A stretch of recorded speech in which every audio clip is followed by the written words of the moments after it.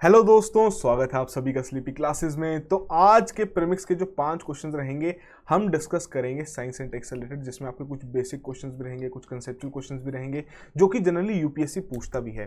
ठीक है जी। बट शुरू करने से पहले जो आपकी प्रीमिक्स रिवीजन सीरीज चल रही है तो उसमें एनवायरमेंट से रिलेटेड कल आपसे 3 क्वेश्चन पूछे गए थे, सोल्यूशंस देख लेते हैं। जैसे कि सबसे पहले क्वेश्चन में बात की गई थी कोरल रीफ्स के बारे में, बहुत ही बेसिक साथ के साथ इंपॉर्टेंट कॉन्सेप्ट है। 3 स्टेटमेंट्स थी, बताना था इनमें से कौन कौन सी करेक्ट हैं। तो यहां पर आपकी फर्स्ट और सेकंड स्टेटमेंट करेक्ट है, उसी के आधार पर सी ऑप्शन करेक्ट ऑप्शन है। R2 में बात की गई थी बायो डिकम्पोजर टेक्निक के बारे में, दिल्ली सरकार भी इस पर काम कर रही है काफी समय से। 3 स्टेटमेंट्स आपको दी गई थी, बतानी थी फिर से कौन सी इसमें से करेक्ट हैं। 4 कोड्स आपको यहां प्रोवाइड किए गए थे। तो यहां पर आपकी सेकंड और थर्ड स्टेटमेंट करेक्ट है कि बेसिकली हाउस होल्ड वेस्ट को कन्वर्ट नहीं करती मेन्योर में, या आपका जो स्टबल रहता है, जो एग्रीकल्चरल वेस्ट है, उसे ये कन्वर्ट करती है मेन्योर में। ठीक है जी।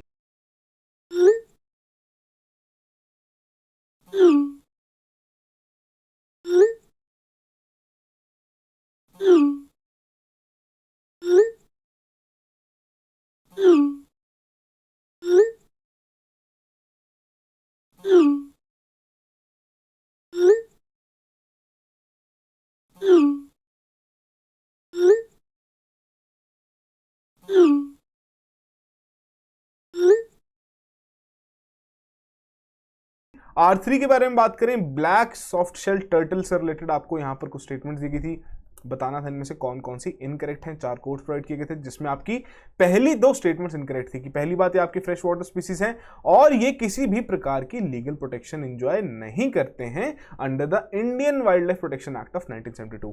तो बहुत सिंपल से क्वेश्चन पूछे गए थे। आई होप आपने करेक्टली मार्क किए हो तीनों के तीनों क्वेश्चन। तो जिसने भी सबसे पहले करेक्ट सीक्वेंस में अपनी ईमेल आईडी के साथ करेक्टली आंसर किया है तीनों क्वेश्चंस का, तो वो है हमारे विनर, और जाके चेक कर सकते हैं यूट्यूब की कम्युनिटी पोस्ट और इंस्टाग्राम की स्टोरीज। ठीक है जी। तो आज की प्रीमिक्स की शुरुआत करते हैं पहले क्वेश्चन के साथ, जहां पर वायरस के बारे में बात की गई है। बहुत ही सिंपल सी टर्म है, बचपन की साइंस में पढ़ते थे, डिस्कस कर लेते हैं। 3 स्टेटमेंट्स दी गई हैं, बताना है इनमें से कौन कौन सी आपकी स्टेटमेंट करेक्ट हैं। 4 कोड्स आपको यहां प्रोवाइड किए गए हैं। पहले में कह रहे हैं आपके सिंगल सेल लिविंग ऑर्गेनिजम्स हैं, सेकंड में कह रहे हैं आपके ऑब्लिगेट पैरासाइट्स हैं, और no virus contains both RNA and DNA. तो ये आपकी 3 स्टेटमेंट्स हैं। थोड़ा देखिए इनके बारे में, बहुत सिंपल चीजें पूछी गई हैं, थोड़ा रिवाइज कीजिए, करेक्ट ऑप्शन मार्क कीजिए। डिस्कस करते हैं फिर इस क्वेश्चन को। तो देखिए यहां पर आपकी सेकंड और थर्ड स्टेटमेंट करेक्ट है। पहली स्टेटमेंट में क्या गलती है, डिस्कस कर लेते हैं। तो बेसिकली जो आपके वायरस हैं, जब हम क्लासिफिकेशन करते हैं तो इन्हें ट्रूली लिविंग की कैटेगरी में नहीं डाला जाता। अगर हम ट्रूली लिविंग उन्हें समझें जो ऑर्गेनिजम्स हैं जिनका एक सेल स्ट्रक्चर है। ठीक है जी। तो जो आपके वायरस हैं नॉन सेलुलर ऑर्गेनिजम्स हैं and they are characterized by having an inert crystalline structure outside the living cell. तो बेसिकली ऑब्लिगेट पैरासाइट्स तो हैं ही कि आपके एक सेल को इन्फेक्ट करेंगे, उसकी जो मशीनरी रहेगी उसे टेक ओवर करेंगे, और जो होस्ट सेल रहेगा उसे रेप्लिकेट करेंगे खुद में ही। ठीक है, ताकि होस्ट को वहां पर किल कर दिया जा सके। तो बहुत इंपॉर्टेंट आपको ये पता होना साथ के साथ कि जो इन एडिशन टू प्रोटीन्स जो आपके वायरसेस हैं वो जेनेटिक मटेरियल भी कंटेन करते हैं, बट वो आपका या तो आरएनए रहेगा या डीएनए रहेगा। थोड़ा डिस्कस कर लेते हैं क्या फर्क रहेगा। कि इन जनरल जो आपके वायरसेस इन्फेक्ट करते हैं प्लांट्स को, उनमें सिंगल स्ट्रैंडेड आरएनए रहता है, और जो आपके एनिमल्स को इन्फेक्ट करते हैं उनमें या फिर आपका सिंगल या फिर डबल स्ट्रैंडेड आरएनए रहेगा, या फिर डबल स्ट्रैंडेड डीएनए रहेगा। फिर आपके बैक्टीरियोफेगस रहेंगे जो कि आपके बैक्टीरिया को इन्फेक्ट करते हैं, उसमें आपका डबल स्ट्रैंडेड डीएनए वायरस रहेगा। तो बहुत इंपॉर्टेंट डेटा है, आपको क्वेश्चन किसी भी तरीके से पूछा जा सकता है कि आपको समझ लीजिए यही 3 स्टेटमेंट दे दीजिए, बताइए जिनमें से कौन कौन सी करेक्ट है। ठीक है जी। तो बेसिक बेसिक जो चीजें रहती हैं जो कि हम बहुत ही बचपन की साइंस में भी पढ़ते थे, तो आपको किसी भी तरीके से यूपीएससी वहां पर पूछ सकता है। तो आई होप आपने इसको करेक्टली मार्क किया हो। सेकंड क्वेश्चन की ओर बढ़ते हैं। पूछ रहे हैं कि ये जो आपको लिस्ट दी गई है मेटल्स की, बताइए इनमें से कौन सी यूज की जाती है for making the circuits of smartphones, जो कि आप रोजमर्रा की जिंदगी में बहुत ज्यादा यूज करते हैं। ठीक है जी। 4 ऑप्शंस हैं, गोल्ड, सिल्वर, मोलिब्डेनम, सेकंड में प्लेटिनम और टंगस्टन के बारे में कह रहे हैं, थर्ड में लिथियम और कोबाल्ट ऑक्साइड के बारे में कह रहे हैं, या फिर डी में कह रहे हैं नन ऑफ द अबव। तो 4 ऑप्शंस हैं, थोड़ा सोचिए इसके बारे में, थोड़ा एलिमिनेशन भी लगाएंगे, काफी इजीली यहां पर आप सॉल्व कर सकते हैं। करेक्ट ऑप्शन मार्क कीजिए, फिर डिस्कस करते हैं इस क्वेश्चन को। तो देखिए अगर हम कंसीडर करें कि इनमें से ही आपका कोई एक आंसर है, डी नन वो हमने पहले ही बाहर कर दिया। ठीक है जी।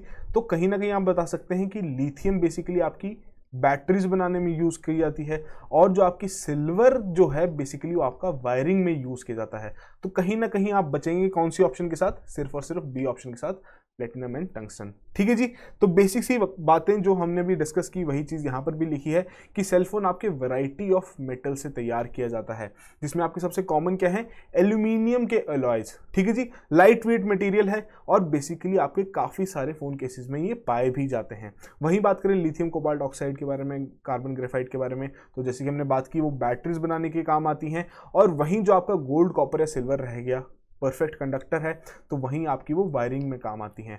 वहीं जो आपकी प्लेटिनम और टंगस्टन है, जो कि हमने क्वेश्चन में डिस्कस भी किया, तो वो आपके सर्किट का काम पूरा करने में हेल्प प्रोवाइड करता है। ठीक है जी, बहुत सिंपल सा क्वेश्चन था, आई होप आपने इसको करेक्टली मार्क किया हो। अगले क्वेश्चन की ओर बढ़ते हैं। बात की जा रही है टी सेल्स के बारे में। आपने जरूर पढ़ा होगा, 3 स्टेटमेंट्स आपको यहाँ दी गई हैं, बताना है इनमें से कौन कौन सी करेक्ट हैं। 4 कोड्स आपको यहाँ प्रोवाइड किए गए हैं।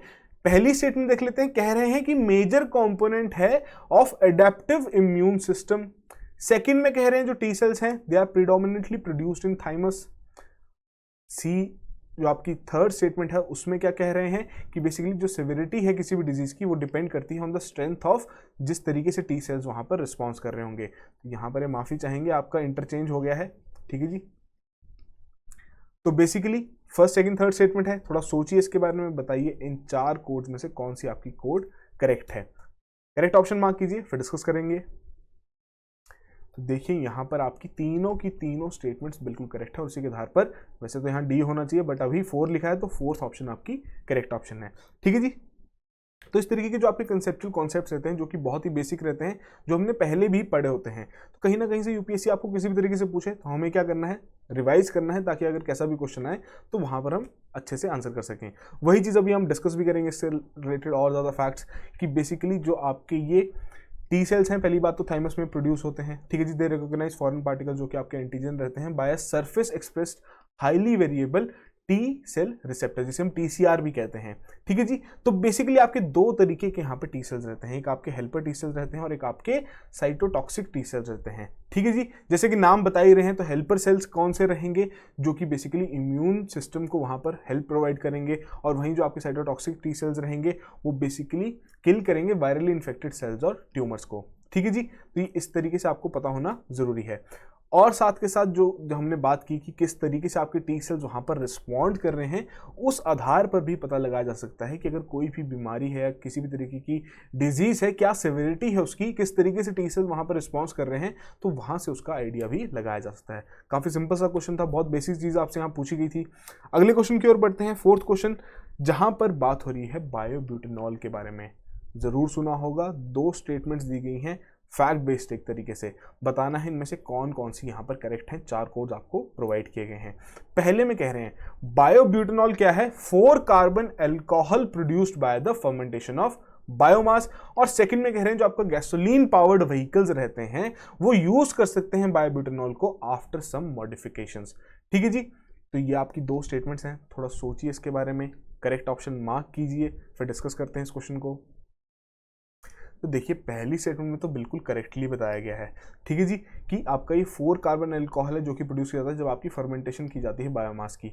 बट जो आपकी गैसोलीन पावर्ड व्हीकल्स हैं उन्हें किसी भी प्रकार की मॉडिफिकेशन की जरूरत ऐसा जरूरी नहीं है अगर उन्हें बायोब्यूटेनॉल यूज करना हो। और यही इसकी खास बात भी है कि इसकी जो कैरेक्टरिस्टिक्स हैं वो गैसोलीन से काफ़ी ज़्यादा मिलती हैं। ठीक है जी, तो किसी तरीके की मॉडिफिकेशन की यहाँ पर जरूरत नहीं पड़ेगी और उसी के आधार पर आपकी सेकंड स्टेटमेंट इनकरेक्ट है और वहीं पर ए ऑप्शन यहाँ करेक्ट ऑप्शन है। ठीक है जी, तो बायोब्यूटेनॉल जैसे कि हमने बात की 4 कार्बन अल्कोहल है जो कि आपका बायोमास को जब हम फर्मेंट करते हैं तो वहाँ से प्रोड्यूस किया जाता है, और इसीलिए ये जो आपकी प्रोडक्शन है या आपकी इथेनॉल प्रोडक्शन फैसिलिटीज़ में भी इसकी कैरी आउट की जा सकती है कि वहाँ पर भी इसे प्रोड्यूस किया जा सकता है। ठीक है जी, तो प्राइमरी यूज़ क्या है कि जो आपका इंटरनल कंबशन इंजन में फ्यूल जो यूज़ होना है उसकी जगह पर आपका बायोब्यूटेनॉल भी यूज़ किया जा सकता है। और जो इसकी प्रॉपर्टीज़ हैं वो आपकी गैसोलीन से काफ़ी मिलती जुलती हैं, इसलिए जो आपकी गैसोलीन पावर्ड व्हीकल्स रहती हैं वो बायोब्यूटेनॉल भी यूज़ कर सकती हैं बिना किसी मॉडिफिकेशन के। इसके अलावा इसे ब्लेंड भी किया जा सकता है गैसोलीन के साथ in the concentration up to 11.5 by volume. अब क्यों इंपॉर्टेंट है आपके लिए एनवायरनमेंट पॉइंट ऑफ व्यू से भी कि बेसिकली जो बायोब्यूटेनॉल है वहां पर उसके पास पोटेंशियल है कि वो रिड्यूस कर सकते हैं carbon emissions by 85% when compare to gasoline. ठीक है जी। तो इसलिए काफ़ी ज़्यादा ये वायबल और एक सूटेबल अल्टरनेटिव बन जाता है गैसोलीन को। तो इसलिए इंपॉर्टेंट है आपको इसके बारे में पता भी होना या इसके और क्या क्या कैरेक्टरिस्टिक्स हैं। ठीक है जी। तो काफ़ी सिंपल सा क्वेश्चन था, आई होप आपने इसको यहाँ पर करेक्टली मार्क किया हो। तो लास्ट क्वेश्चन की ओर बढ़ते हैं, जहां पर बात हो रही है साइटोकिन स्टॉर्म के बारे में। 3 स्टेटमेंट्स आपको दी गई हैं, पूछा जा रहा है इनमें से कौन कौन सी करेक्ट हैं। 4 कोड्स आपको यहाँ प्रोवाइड किए गए हैं। पहले में कह रहे हैं जो आपका साइटोकिन स्टॉर्म है ये आपका over production of immune cells है। सेकंड में कह रहे हैं ये आपका एक्सक्लूसिव है सिर्फ कोरोना वायरस पेशेंट्स में ही। और थर्ड में कह रहे हैं ये आपका लाइफ थ्रेटनिंग भी बन सकता है और इसकी वजह से मल्टीपल ऑर्गन फेलियर भी हो सकता है। तो ये 3 स्टेटमेंट्स हैं, बताना है इनमें से कौन कौन सी करेक्ट हैं। 4 कोड्स आपको यहाँ प्रोवाइड किए गए हैं, थोड़ा सोचिए इसके बारे में, करेक्ट ऑप्शन मार्क कीजिए, फिर डिस्कस करते हैं इस क्वेश्चन को। तो देखिए यहाँ पर तो आपको डायरेक्टली स्टेटमेंट के तौर पे क्वेश्चन दे दिया गया। सपोज आपको डायरेक्टली ऑप्शन बेस्ड क्वेश्चन ही आ जाए साइटोकिन स्टॉर्म के बारे में और अगर आपको नहीं पता हो और वहाँ पर कोई ज्योग्राफी से रिलेटेड स्टेटमेंट हो आप वहाँ पर उसे करेक्ट कर दें, तो ज़रूरी है कॉन्सेप्ट के बारे में भी पता होना। ठीक है जी। तो बेसिकली यहाँ पर आपकी फर्स्ट और थर्ड स्टेटमेंट ही करेक्ट है कि ये आपके सिर्फ एक्सक्लूसिव उन्हीं लोगों में नहीं पाया जाता जो कि आपके कोरोना वायरस के पेशेंट्स हैं, बाकी लोगों में भी ये पाया जाता है जिन्हें बाकी किसी तरीके की बीमारी भी हो सकती है। ठीक है जी। फर्स्ट और थर्ड यहाँ करेक्ट है, सी ऑप्शन करेक्ट ऑप्शन है। थोड़ा डिस्कस कर लेते हैं। तो बेसिकली जो आपका साइटोकिन स्टॉर्म है एक इम्यून रिएक्शन है जो कब होता है, जब बॉडी रिलीज कर देती है बहुत ज़्यादा cytokines into the blood too quickly.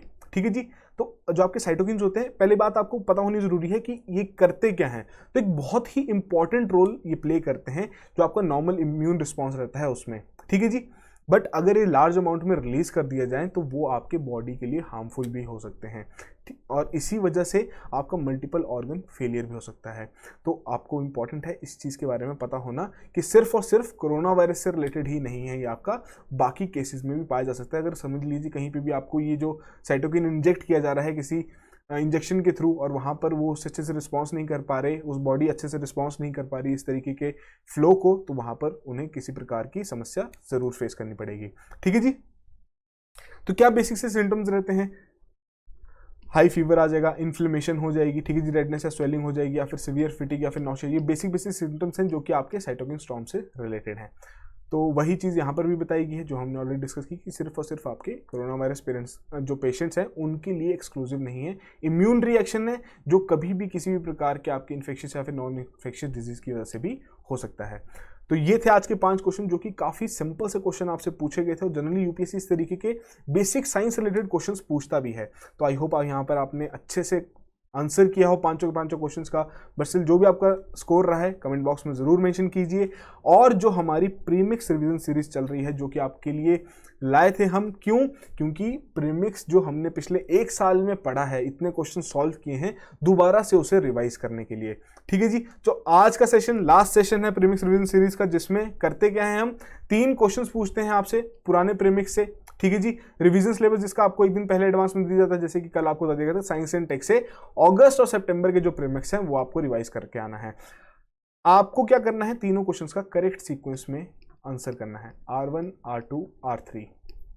ठीक है जी। अपनी ईमेल आईडी साथ वहां पर पोस्ट कर देना है, जो भी सबसे पहले पोस्ट करेगा करेक्ट सीक्वेंस में करेक्ट आंसर उसे मिल जाएगा 500 रुपीज़ का अमेजॉन गिफ्ट वाउचर। तो प्रिपरेशन इंसेंटिवाइज की जा रही है यहाँ पर। ठीक है जी। तो कैसे रिवाइज कर सकते हैं, अगर आप अभी भी दोबारा रिवाइज करना चाहते हैं उसकी ऑप्शन अवेलेबल है, डिस्क्रिप्शन में जाइए, एक लिंक है, वहां पर फ्री ऑफ कॉस्ट एनरोल कीजिए। सब्जेक्ट वाइज सारी कंपाइलेशन अवेलेबल है जिसमें आपकी वीडियोस और as well as PDFs attached हैं, साथ साथ इसकी ईयरली कंपाइलेशन भी वहां पर अवेलेबल है। ठीक है जी। तो आज का लास्ट क्विज है साइंस एंड टेक का प्रीमिक्स रिवीजन सीरीज का। तो आइए देखते हैं 3 क्वेश्चंस। सबसे पहले क्वेश्चन में एमबी टैग के बारे में बात कर रही जा रही है जो कि हमने पहले भी डिस्कस किया है। 4 स्टेटमेंट्स आपको दी गई हैं, बताना है कौन सी स्टेटमेंट करेक्टली डिफाइन कर रही है इस एमबी टैग को, जो कि इंडियन इंस्टीट्यूट ऑफ टेक्नोलॉजी रोपड़ द्वारा डेवलप किया गया है। अच्छे से इन स्टेटमेंट्स को देखिए, बताइए इनमें से कौन सी करेक्ट है। सेकंड की ओर बढ़ते हैं। कुछ पेयर्स दिए गए हैं, मिशन और एजेंसी। 4 मिशन हैं, 4 एजेंसीज के पेयर यहां पर दिए गए हैं, बताना है इनमें से कौन कौन से पेयर्स आपके करेक्ट हैं और उसी के चलते 4 कोड्स आपको यहां पर प्रोवाइड किए गए हैं। R3 में बात की जा रही है कि जो आपका directorate general of foreign trade है उनके आधार पर जो आपके बीच एंड मटेरियल्स हैं बेसिकली वो आपके 7 मिनरल्स का एक सूट है। तो कौन कौन से मिनरल्स आपके ये बीच सैंड मटेरियल्स में कैटेगराइज किए जाते हैं। तो यहाँ पर आपको 5 मिनरल्स दिए गए हैं, इनमें से चूज करके बताना है with the help of these codes की कौन कौन से आपके BSM कैटेगरी के अंडर आते हैं। तो ये हैं आपके 3 क्वेश्चंस आज के, और आज का फाइनल क्विज है आपका प्रीमिक्स रिवीजन सीरीज का। तो अच्छे से अटेम्प्ट कीजिए, तीनों क्वेश्चंस को करेक्टली मार्क कीजिए। तो अब आपकी प्रिपरेशन को और बेहतर बनाने के लिए कल आपके लिए ओपन मॉक टेस्ट लाया गया है। ठीक है जी, एक लास्ट फाइनल नेट प्रैक्टिस करनी है। सुबह 10 बजे से ये टेस्ट आपका लाइव कर दिया जाएगा। तो जाके जो आपको डिस्क्रिप्शन में लिंक दिख रहा है ओपन मॉक टेस्ट का, उस पर देखिए, जाके क्लिक कीजिए और खुद को रजिस्टर कीजिए, जिसमें आपका साथ के साथ सीसाइड का भी टेस्ट रहेगा। ठीक है जी, तो एक फाइनल प्रिपरेशन आपके लिए हो जाएगी, यहाँ पर एक फाइनल नेट प्रैक्टिस हो जाएगी। और साथ के साथ जितने भी भाई बंधु हमारे हरियाणा के हैं जिन्होंने अभी रिसेंटली ही प्रीलिम्स एग्जाम दिया है, क्लियर भी कर लिया है और मेंस की प्रिपरेशन कर रहे हैं, तो उनके लिए हम लेके आए हैं जनरल स्टडीज GS मेंस की टेस्ट सीरीज। ठीक है जी, और जो आपके ऑप्शनल सब्जेक्ट्स हैं सोशियोलॉजी एंड PSIR, इनके दोनों course as well as test series यहाँ पर लॉन्च की गई है। कोर्स का जितना भी कंटेंट है एक साथ प्रोवाइड किया जा रहा है ताकि वो अपनी सहूलियत के हिसाब से वहाँ पर प्रिपरेशन कर सकें, और साथ साथ इसमें जो टेस्ट सीरीज है वो सेक्शनल भी है और फुल लेंथ भी है। हालांकि जो आपकी GS की टेस्ट सीरीज है वो आपकी फुल लेंथ टेस्ट सीरीज ही है। ठीक है जी, तो वेबसाइट पे जाइए, चेकआउट कीजिए, जितनी डिटेल्स हैं वहाँ पर अवेलेबल। अगर आपकी कोई भी क्वेरीज हो तो आप हमें कॉल कीजिए। और जो खास बात, रिसेंटली ही BPSC की नोटिफिकेशन भी आई है, तो इस साल हमने डिसाइड किया है कि BPSC का भी एक क्रैश कोर्स निकाला जाएगा जो कि मंडे से शुरू कर दिया जाएगा। ठीक है जी, तो बेसिकली इसमें आपको अर्ली बर्ड ऑफर यहाँ पर रखा गया है। सारी डिटेल्स वेबसाइट पे जाके आप चेक कर सकते हैं, वहाँ पर अवेलेबल है। एक पूरा स्केड्यूल यहाँ पर तैयार किया गया है जिसके तहत 2 महीने में आपका पूरा सिलेबस यहाँ पर कवर किया जाएगा, जिसमें आपका स्पेसिफिकली बिहार GK भी रहेगा। ठीक है जी, तो ये थे आज का प्रीमिक्स। आई होप आपने अच्छे से अटेम्प्ट किया हो और इसी तरीके से रेगुलरली इस इनिशिएटिव को फॉलो करते रहिए ताकि जो आपकी प्रीलिम्स बेस्ड प्रिपरेशन है वो बेहतर हो सके। So that will be all the very best and have a good night.